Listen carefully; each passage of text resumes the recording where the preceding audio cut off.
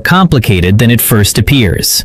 No matter how controversial, exists in a space where millions express opinions every day. So we have to ask, was this truly a credible threat?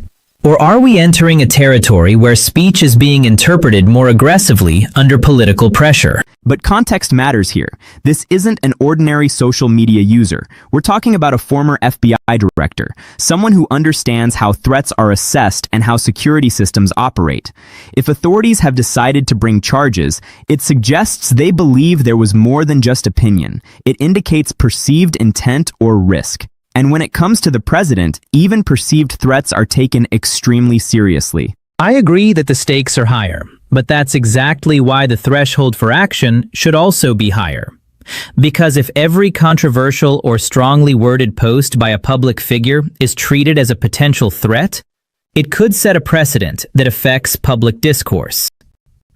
And once that line shifts, it doesn't just impact one individual.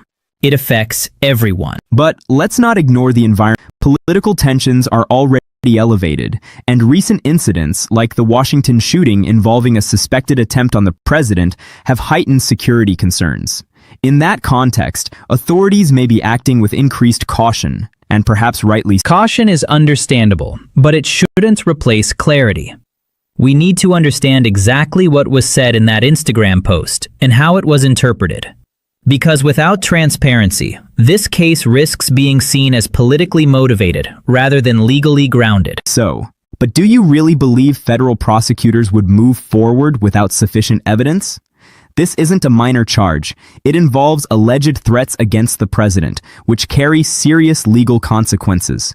There must be something in that post or surrounding circumstances that raised alarm at the highest levels. Possibly, but legal action doesn't always settle public debate. There have been cases where statements were later judged as hyperbole, satire, or misinterpretation. So the real question is not just what the law says, but how society defines the boundary between expression and threats.